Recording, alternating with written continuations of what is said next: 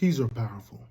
Keys give access, unlock doors, and provide security.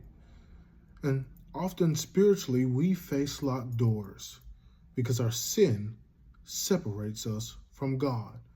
But Jesus is the key. For John 14:6 says, I am the way, the truth, and the life. No one comes to the Father except through me. Jesus is our key to the Father because Jesus lays out the way, establishes a truth that we can live by.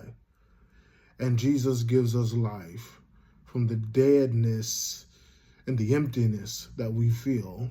Here's a first aid kit. It has Band-Aids and antiseptic wipes.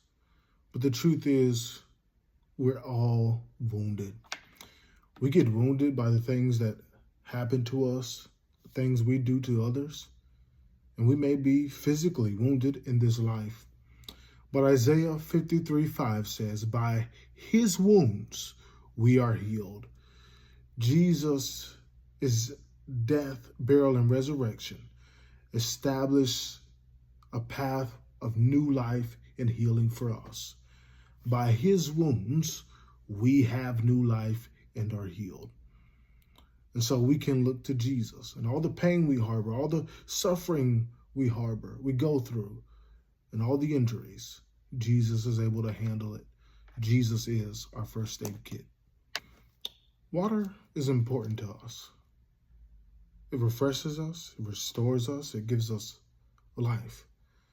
But Jesus tells the Samaritan woman in John 4, this water that I give will cause you to never thirst. For this water will become a well springing up to eternal life. Jesus gives this water to us. He satisfies our thirst, provides life to us, and is a source of strength to our bodies. This water is good for the body, but the water that Jesus gives is good for eternal life. So here's the gospel in 3 objects. The keys are a way back to God.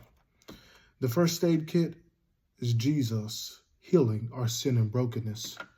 And the water is Jesus giving us eternal life. With these 3 daily objects, it can remind us to keep God first and love our neighbor, because this gospel is a central aspect of being a good Christian. If this spoke to you, I'd like you to comment down below. What about these objects helps you to keep Jesus at the center of your life? Or maybe you have an object that points to Jesus and helps keep you on track. I also like you to subscribe for more content like this, sharing the gospel, living a faith-filled life. Would you hit the subscribe button so we can keep walking this journey of faith together? I love you.